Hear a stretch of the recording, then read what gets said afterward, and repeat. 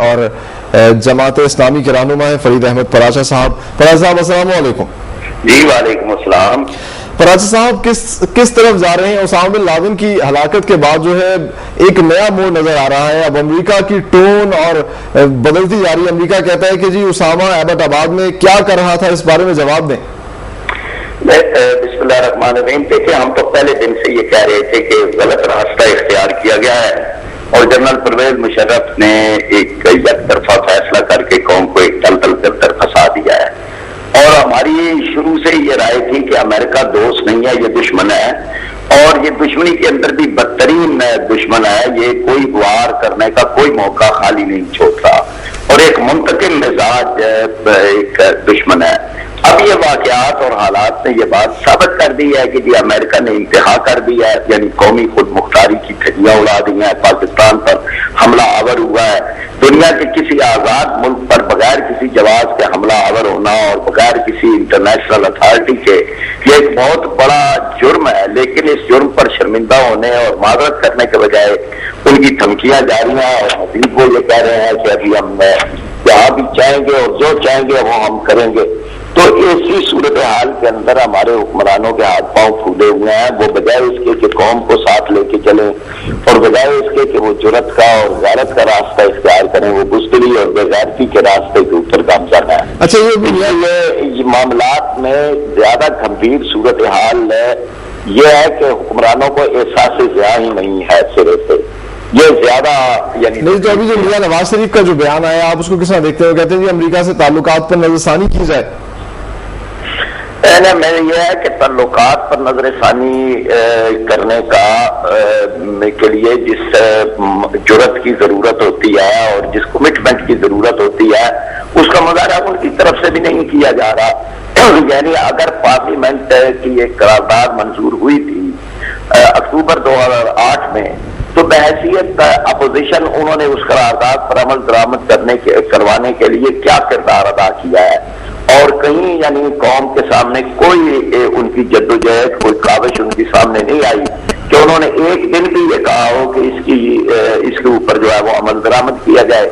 تو محض جو ہے وہ کہہ دینا یعنی یہ کافی نہیں ہے. ان کے پاس تو عمل کے لیے بڑی سپیس موجود ہے, اس وقت بھی موجود ہے, اور قوم اب الفاظ سے مطمئن ہونے والی نہیں ہے. اب تو عمل سے ہی کسی نے بھی مطمئن کرنا ہے تو عمل سے مطمئن. اچھا, ایک برطانوی اخبار جو ہے اور ایک امریکی اخبار نے بھی انکشاف کیا ہے کہ ایبٹ آباد آپریشن جو ہے اس میں اس کے بعد اب پاکستان اور امریکہ شاید مل کر ملا عمر کے خلاف جو ہے کوئٹہ میں آپریشن کرنے جا رہی ہے. اس ساری صورتحال کو آپ کے ساتھ دیکھتے ہیں؟ یعنی ہم تو یہ سمجھتے ہیں کہ یہ ساری صورتحال کے اندر پاکستانی بن کے سوچنا چاہیے اور پاکستان کی سلامتی, پاکستان کے تحفظ کے لیے. پھر یہ ہے کہ کسی بھی فرد کو دہشت گرد قرار دینے کے لیے یہ بات کافی نہیں ہے کہ اس کو امریکہ نے دہشت گرد قرار دے دیا ہے. ملا عمر جو ہے وہ اپنے ملک کے تحفظ کی اور بقا کی جنگ لڑ رہے ہیں. ان کو یہ حق حاصل ہے کہ وہ یہ جنگ لڑیں, اور اس کے علاوہ یہ کہ یہاں پر امریکن پھر رہے ہیں, بیگوں کے بغیر پھر رہے ہیں. تو بہرحال یہ معاملہ جو ہے وہ اس کے اندر اگر کہیں کوئی کسی کی طرف سے اگر کوئی وائلیشن بھی ہوگی یعنی تو اس کو یعنی اگر وہ ملا عمر ہے یا کوئی اور ہے تو ان کے لیے ہمارے اپنے قوانین موجود ہیں. ہمیں اپنے قوانین کے مطابق ان کے بارے میں کوئی بھی ایکشن لینا ہوگا, یا امریکہ کے ساتھ مل کر ایکشن کرنا اور امریکہ کے ساتھ مل کر ایک ایسی صورتحال پیدا کر دینا کہ پاکستان کی سلامتی اور بقا کو خطرات درپیش ہوں اور جو ہمارے دوست ہیں وہ ہمارے دشمن بن جائے. یہ کوئی خاص یہ کسی طرح بھی کوئی عقل مندی کی بات نہیں ہے. لیکن جیسا کہ ابھی آپ نے بات کی کہ ملا عمر جو ہے وہ لڑ رہے ہیں کسی کے خلاف, تو بہت سے تجزیہ کار یہ تنقید کرتے ہیں کہ ملا عمر کو اگر جنگ لڑنی ہے تو اپنے ملک میں رہ کے لڑیں, پاکستان کے اندر یہ لوگ کیوں آتے ہیں؟ میں تو یہی بات کر رہا ہوں نا کہ وہ وہاں لڑ رہے ہیں, ہمیں تو نہیں پتا کہ وہ پاکستان میں ہے. لیکن اگر پاکستان میں بھی ہوں تو وہ زیادہ سے زیادہ یہ ہے کہ ہمارے جو امیگریشن ایکٹ ہے اس کی مخالفت ہے. یعنی اس کے اندر یہاں تو امریکن اسلحے سمیت جو پکڑے گئے تھے دیر کے اندر ایک امریکن پکڑا گیا تھا، بغیر ویزے کے تھا، اسلحے سمیت تھا، اور وہ اس بات کو کہہ کے کہ جی میں اسامہ بن لادن کو قتل کرنے کے لیے آیا ہوں، جہاں تو دوسرے دن حکمرانوں نے اس کو باعزت طریقے سے واپس کر دیا تھا، کوئی کیس نہیں کیا تھا جی۔ تو میں نے یہ نہیں کہ چیزوں کے اندر یکسانیت ہونی چاہیے۔ اگر ملا عمر نے پاکستان کے خلاف کوئی اقدام کیا ہے تو پھر اس کے بارے میں پاکستان کو اپنے قانون کے مطابق ایکشن لینا چاہیے، لیکن اگر پاکستان کے خلاف کوئی ایکشن نہیں ہے، صرف یہاں پایا جانا تو کوئی جرم نہیں ہے۔ اچھا فراز صاحب، اب جو امریکی سینیٹرز ہیں ان کی جانب سے یہ بھی بات آ رہی ہے کہ پاکستان کی ایڈ روک دینی چاہیے، پاکستان کو جو امداد دی جا رہی ہے اس کو بند کر دیا جائے۔ آپ سمجھتے ہیں کہ پاکستان کی اگر ایڈ روک دی جائے گی تو پاکستان جو ہے اپنے قدموں پہ کھڑا ہو سکتا ہے یا آگے چل سکتا ہے؟ یہ تو ایک یعنی اگر اس قسم کی کوئی صورتحال ہو جائے کہ پاکستان کی امداد بند ہو جائے تو یہ تو ایک لحاظ سے اللہ تعالیٰ کا خصوصی فضل ہوگا۔ یہ جو امداد ہے یہ تو ٹھیک کے ٹھیکرے ہے، اس کا کوئی فائدہ پاکستانی عوام کو نہیں پہنچتا۔ پاکستانی عوام کی قسمت کے اندر تو مہنگائی ہے، پاکستانی عوام کی قسمت کے اندر تو بے روزگاری ہے اور لوڈ شیڈنگ ہے، تو اس لیے یہاں ہمیں اس امداد کا کوئی فائدہ نہیں ہے۔ 65% امداد تو کسی نہ کسی شکل میں ڈونر کو ہی واپس چلی جاتی ہے، اس کے بعد جو 35% ہے وہ حکمرانوں کی جیبوں میں چلی جاتی ہے، اس لیے اس کو ختم ہو جانا یہ زیادہ بہتر ہے۔ اس کے بعد کئی ہمارے پاس راستے موجود ہیں، یعنی پاکستان کے حکمرانوں کے اور سیاستدانوں کے جو بیرون ملک اکاؤنٹ ہیں وہ پاکستان کو لائیں، ہم زر مبادلہ کے بحران سے نکل آئیں گے۔ اسی طرح جو لوٹی ہوئی دولت ہے وہ لوٹی ہوئی دولت پاکستان لائی جائے تو بلا وجہ یعنی پاکستان اس مشکل اور کرب سے نکل سکتا ہے۔ صحیح۔ اچھا، ابھی حالیہ جو صورتحال ہے اس میں بہت سی عام سیاسی شخصیات اور آپ کی پارٹی کی جانب سے بھی اس طرح کی آوازیں آ رہی ہیں کہ استعفے دیے جائیں، جن لوگوں کی نااہلی سامنے آئی ہے۔ تو استعفوں کی بات جو آپ کر رہے ہیں یہ تو پہلے بھی نااہلیاں سامنے آئی تھی، پہلے تو کبھی استعفے کی بات نہیں کی گئی، اب کیوں استعفے مانگے جا رہے ہیں؟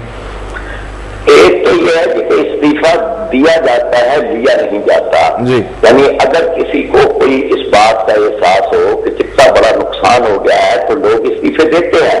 ہم نے خود اسمبلیوں سے استعفے دیے ہیں اور ہم نے ایک مثال قائم کی ہے کہ استعفے دیے جا سکتے ہیں۔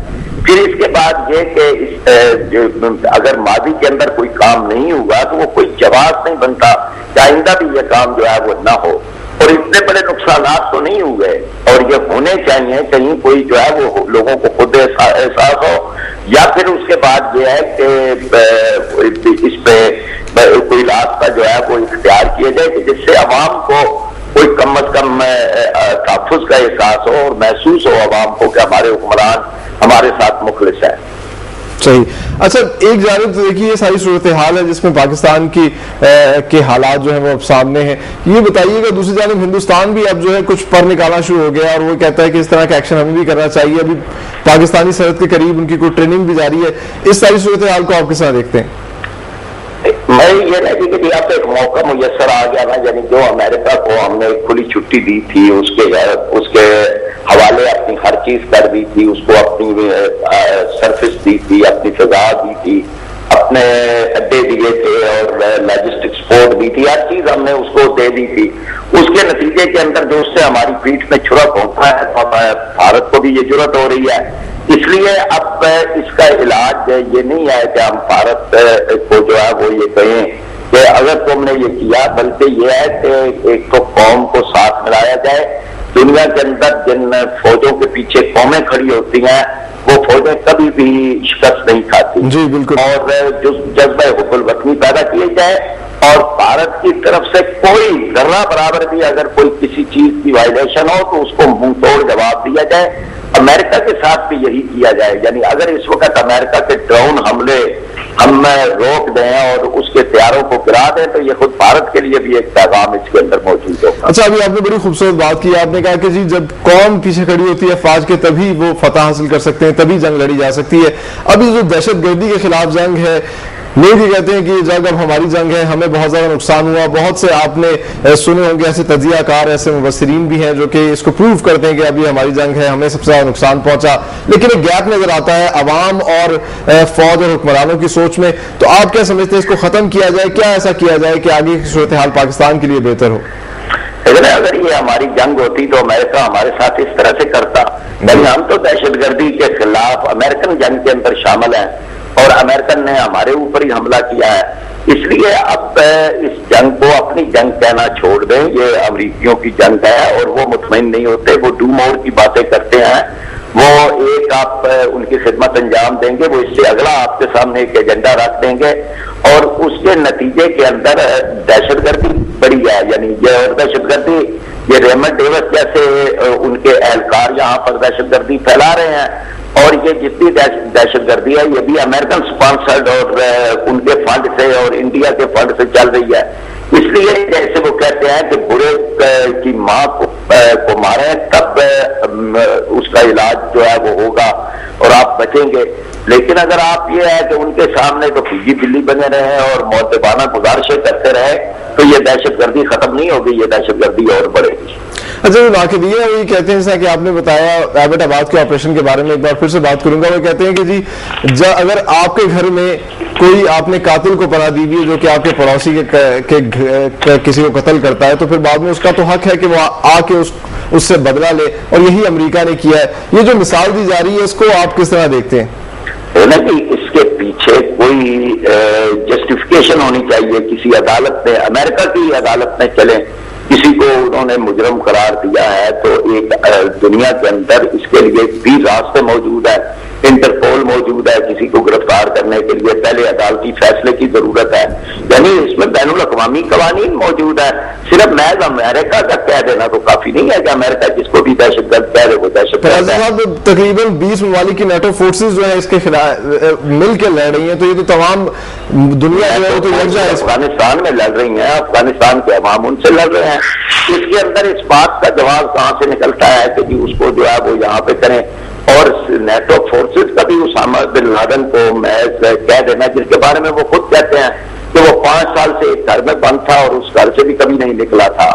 تو وہ آدمی میدان جنگ کے اندر تو نہیں ہے, وہ تو کہیں کو دہشت گردی نہیں پھیلا رہا. بالفرض اگر یعنی یہی سمجھا جائے تو اس میں تو وہ تو ایک گھر کے اندر ہے, تو کس طرح سے یہ اس کو جو ہے وہ مارنے کا جواز رکھتے ہیں اور پاکستان پر حملہ آور ہونے کا جواز رکھتے ہیں. اچھا, آپ کی جو میں نے گفتگو سنی اس میں یہ آپ کہتے ہیں, آپ سمجھتے ہیں کہ پاکستان کو کچھ حد تک اسٹینڈ لینا چاہیے اپنی فورن پالیسی کے امریکہ کے سامنے, لیکن ہم کس طرح اسٹینڈ لے سکتے ہیں؟ ہماری امداد امریکہ دیتا ہے, ہمیں اسلحہ امریکہ سے ملتا ہے, ہم کس طرح امریکہ کے آگے جو ہے کوئی جواب دے سکتے ہیں امریکہ کو؟ تو یہ بند کرنے چاہیے نا جی. ہم تو یہی کہتے ہیں کہ جو راستہ دوسرا آپ اختیار کریں گے وہ اگرچہ وقتی طور پر کٹھن لگے گا لیکن سلامتی ہماری اس طرح سے ہے. قسطوں کے اندر تو ہم اب بھی بڑھ رہے ہیں, یعنی اب تک 35,000 افراد ہمارے جو ہے وہ شہید ہو چکے ہیں.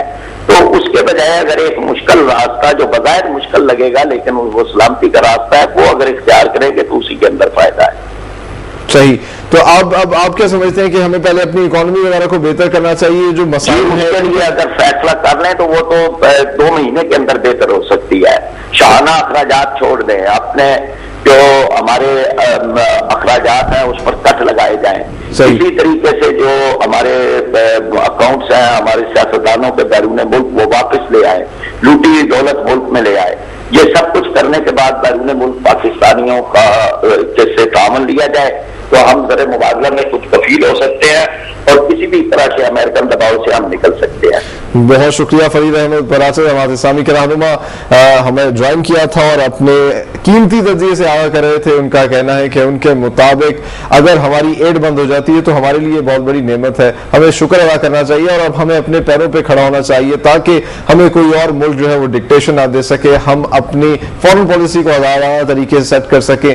اور انہوں نے کہا کہ اس چیز پر ہمیں اب نظر ثانی کرنی ہوگی. یہ جو امریکہ نے آپریشن کیا پاکستان کے اندر, پوری دنیا کو اسے شے ملی اور ہندوستان اسی وجہ سے کچھ پرپرزے نکال کے وہ کر رہا تھا. تو اب انہوں نے کہا کہ ہندوستان کبھی پاکستان سے اگر لڑنے کے بارے میں سوچے گا تو بہت بڑی اس کی غلطی ہوگی, کیونکہ انہوں نے جنگ کے حوالے سے ایک بڑی خوبصورت بات کی. انہوں نے کہا کہ جنگ تبھی جیتی جا سکتی ہے جب قوم جو ہے وہ فوج کے ساتھ متحد اور قوم